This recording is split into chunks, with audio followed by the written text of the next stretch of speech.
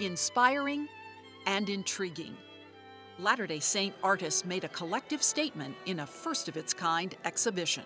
In many ways, this installation became not just my own effort, not just my own testimony, but the effort of the community. And Mormon composers expressed their vision and their faith.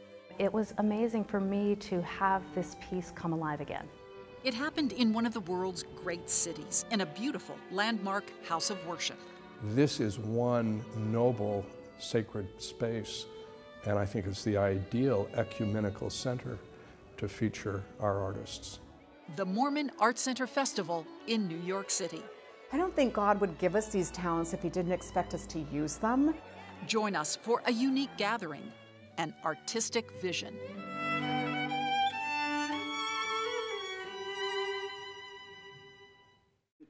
A prophetic vision, a clarion call from President Spencer W. Kimball 50 years ago, inspired many. He delivered an impassioned address at BYU, calling for Latter-day Saints to develop their artistic gifts and talents. Our day, our time, our people, our generation, our BYU should produce such as we catch the total vision of our potential and dream dreams and see visions of the future. If we strive for perfection and are never satisfied with mediocrity, we can excel. It remains for inspired hearts and talented fingers yet to reveal themselves. From 1967 to 2017, many have captured that vision and brought it to fruition, particularly in visual arts and music. And for 3 days in June, hundreds of Latter-day Saints gathered to celebrate those achievements. Throughout New York City, art and music are a part of everyday life. So it's not surprising that on the Upper West Side, there's a gathering that some are calling a new arts movement. I love the idea that Mormon art can reflect all the kinds of moods that I might have. As with most movements, it had humble beginnings and a key individual who, in this case, many say was inspired. He is Glenn Nelson. Glenn and Marcia, longtime New Yorkers, live in a small apartment. They've raised 2 children here, and original works of art by Mormon artists fill their home. We curate little mini shows at the Nelson Museum of Modern Art. Glenn grew up on a sheep farm outside Enoch, Utah. The little boy with allergies had to stay inside. Sometimes in the year I was so sick I just couldn't get off our couch. And so my great uncle, I think it was a watercolorist, and we had some of his work, and when I was really, really sick, I would just stare and stare at them. Also growing up close to Cedar City and the Utah Shakespearean Festival, I sort of assumed that every kid by age 16 had seen Hamlet 10 times. Fast forward to a courtship with Marcia and a move to New York City for graduate school. Glenn then became a book editor and eventually a ghostwriter. The Nelsons invited artists to stay at their apartment and began collecting their art. So they would sleep on the couch, and then they would send thank you cards, which were drawings that they had made.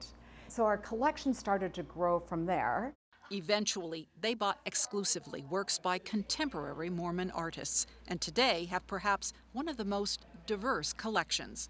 We have a wonderful piece by Isabel Dufresne, and we were here on 9/11, and that piece really speaks to us as members of the church living in New York at the time. And then, with a feeling that all these artists should know each other, in 1999, Glenn created the Mormon Artist Group. It occurred to me that there are all these artists in our ward, in our stake, and so I said, let's get together and put on some things and just spend some time together. So that's how the community started. Historian Richard Bushman, a longtime friend, approached Nelson about the idea of a Mormon Arts Center and Festival. There are Mormons who can do splendid art that's recognized and is powerful and path-breaking. And I think that's what we are capable of doing. He saw the coming forth of talents from President Kimball's vision. It has the power to inspire us even now. And it shows the power of the President of the Church, because we all love him and respect him, but also our yearning as a people to be able to produce art. The gathering that took place was the culmination of something that began happening quietly: community building, a community of faith. Artists and composers who would not have that connection do now because of them. We've been collecting art and meeting with these artists for the past 30 years, and this opportunity to have them all come together in one collective organization and event is really, really fabulous. Coming up, you will meet some of the artists who share their gifts and faith with the world.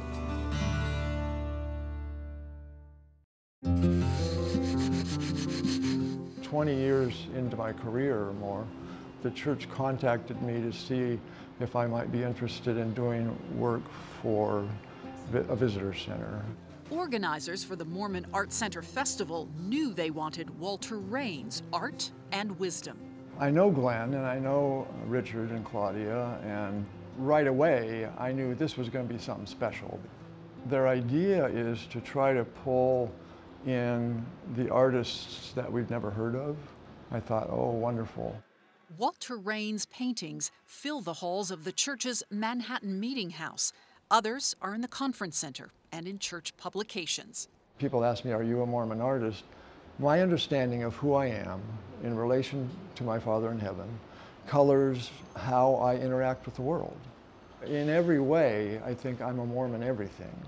With Raines' contemporary images from the scriptures, he gives us Lazarus before he walks out of the tomb. I wanted you to feel the way the spirit is forced back into the body and that first breath that Lazarus takes as he comes back into physical existence. This particular plastic floor. The exhibition included video art.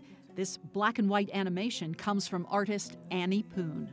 The story of the split house is really the story of finding hope through physical struggle and mental struggle. I struggle with mental health, and so that formed the latter part of the split house, where the woman enters the ship, which represents the ship of Zion.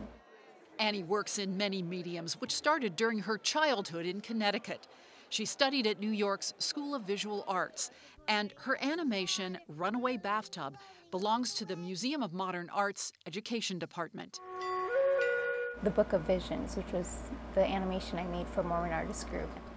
That was the first piece of mine that the church actually purchased. Nephi shocked his brothers with the power of God.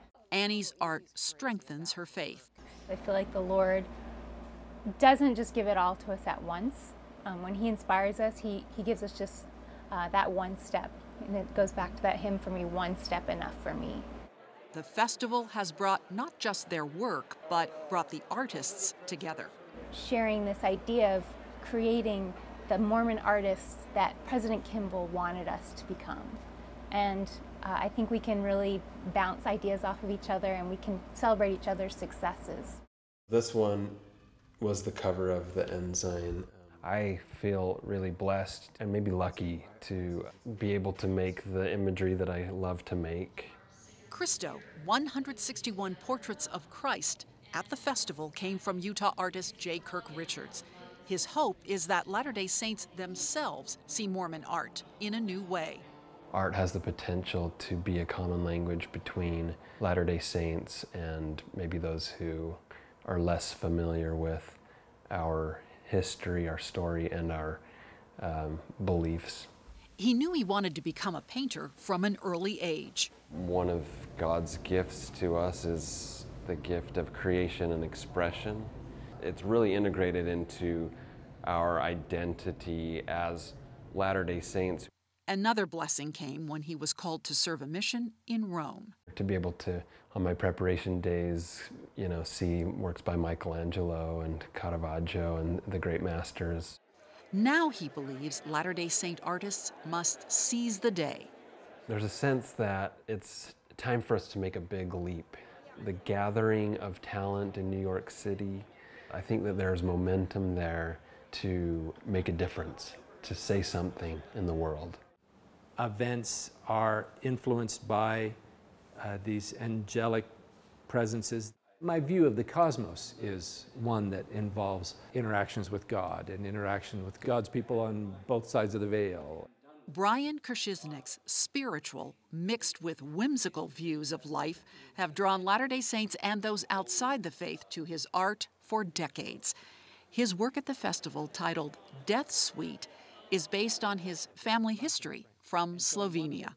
One of the prints is a conversation with a corpse saying, "I'm sorry, we thought you were a man." And so the corpse is saying, "Can you fix that?" And the living is saying, "Yes, we can." "Oh, great, thank you." The son of a petroleum geologist, Brian's creativity was influenced by living in Angola, Thailand, and Pakistan. The way that I draw is very much informed by drawing from life, but I make these pictures from imagination. These are paintings of people that are approachable. Brian hopes that this event will reach artists not active in the faith to embrace them as well.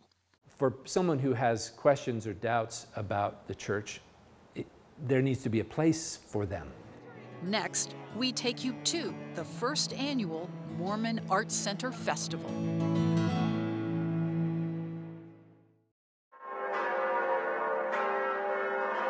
For the inaugural Mormon Arts Center Festival, the advisory board chose the iconic Riverside Church on Manhattan's Upper West Side.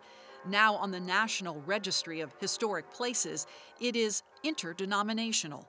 First of all, aesthetically, it's such a beautiful art piece in itself. They house Hoffman paintings that are very dear to so many of us who have grown up seeing these paintings. In 2013, BYU's Museum of Art held an important exhibition which included Heinrich Hoffman's Christ in Gethsemane from Riverside Church. I felt in my heart that I was called to make sure that this relationship blossomed. We're brothers and sisters in Christ. Christ is the center of it all.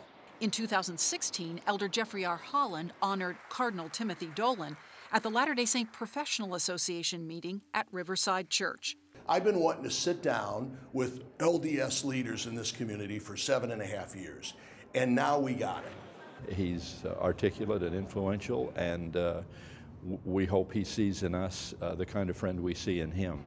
Heinrich Hoffmann means a lot to us. Then in June of 2017, while on vacation, President and Sister Uchtdorf and family attended the festival. They had a private tour of the Hoffman paintings. Harriet Uchtdorf and their daughter Antia Evans serve on the festival's advisory board. The family appreciated the connection between these masterworks. It is a gift given to these individuals by our Heavenly Father. And the exhibition of Latter-day Saint contemporary art. I'm grateful for so many members of the church also who have these great talents and share them. In today's world, if we better learn to appreciate art in its ways where it can communicate the gospel of Jesus Christ, like these paintings, how they transmit a message which is beyond words but goes totally to the heart. Modern artworks has the same kind of power. 24 Latter-day Saint artists were invited to display their works at the festival. By its nature, art is inspirational. Some pieces are devotional, others thought-provoking. There's installation art, video pieces, and photography, and so the medium is diverse, and the artists that are included are diverse. Laura Allred Hurtado is the Global Acquisitions Curator of the Church's History Museum in Salt Lake. Her vision for the festival was to show diversity within both the faith and Latter-day Saint culture. I think part of the goals for this festival and for the exhibition I organized was to expand the definition of what constitutes Mormon art.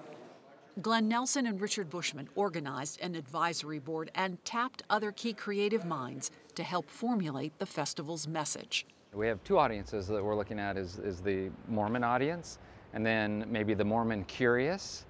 And I think that's a great way for us as Mormons to create a non-threatening way for people to approach the church through human stories that are told through art. I think the vision of the festival is far beyond a gathering. It's the influence that good Latter-day Saints can have coming together and celebrating our heritage, celebrating the spirit of creativity.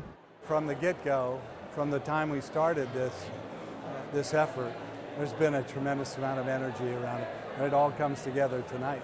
This has been a wonderful adventure for all of us to be involved in. Scholars gave lectures about faith in art and the role music plays in worship at the festival. Claudia Bushman envisioned their roles. We have to perform, we have to exhibit, and we have to do it in New York, but other places as well. And we have to get these communities together. Professor and author Carole Givens delivered the festival's keynote address. One of the ways that Mormon art has worked to achieve a kind of legitimacy is to inscribe their story in the context of a great historic artistic tradition. And so there's something about forging a modern Mormon artistic community in the context of a great old church like this. It just seems to fit. Many Latter-day Saints traveled from around the country to attend the festival. A number of them with New York City connections came from Utah. I think that artists will be animated by this festival. I think they will be motivated. I think they will be inspired, and we all will benefit. It's deep into our DNA, this love and appreciation for the arts, and I think it's time that we embrace that and we create some outlet to recognize and to hold up great Mormon artists, and I think this is the beginning of that.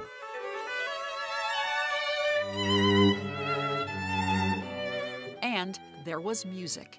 Meet the composers and hear the inspired sounds at the festival. That's next.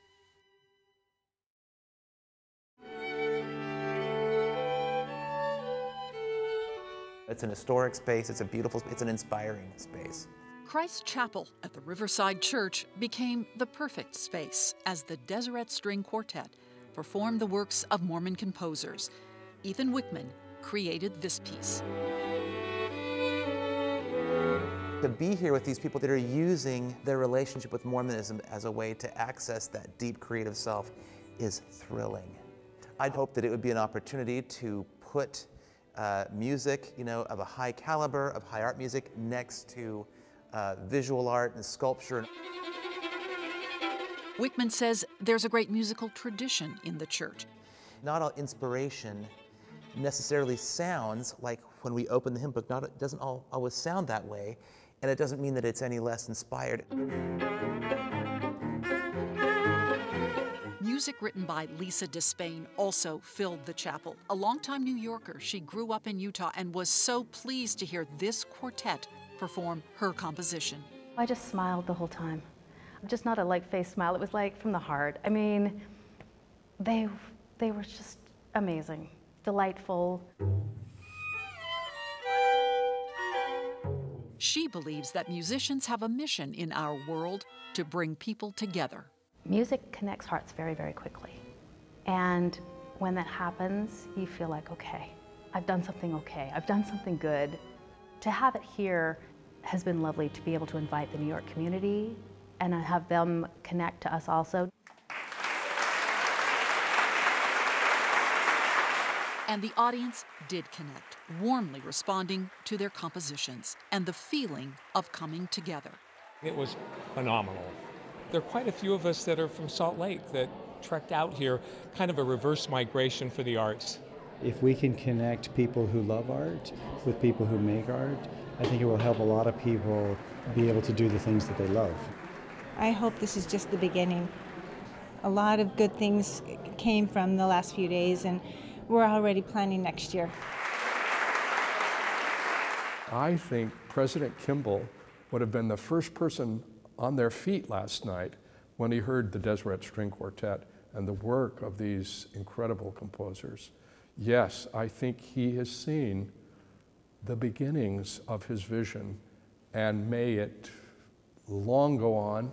And that is the plan. The festival founders hope for wider acceptance of contemporary Mormon art, and also hope someday to have their own Mormon Arts Center. We would like this to be the first step towards a permanent center. During the festival, members of the advisory board met with leaders of the Jewish Museum. This, say Latter-day Saints, is their model. I just think it would be a wonderful thing for the community to understand Mormon culture through the arts with some type of brick and mortar center. They believe New York is the perfect location. There is something magical about the city, and it does make sense because the population here, both the LDS population and all the others, just understand art as being part of what you do each day. The first annual Mormon Art Center Festival ended with a sing-in, a 200-voice choir of participants led by Craig Jessup, former Mormon Tabernacle Choir director, and the one who brought the composers and musicians together. When a great piece of art transcends any religious or political boundaries and is embraced by humanity, that is when we have really arrived. And I feel that our LDS artists are on that road. We need here to dream of things that never were and ask why not. They gathered in one of the world's great cities, in an iconic church, having developed their gifts and talents, answering a call of a prophet to his people. It was an artistic vision come to fruition.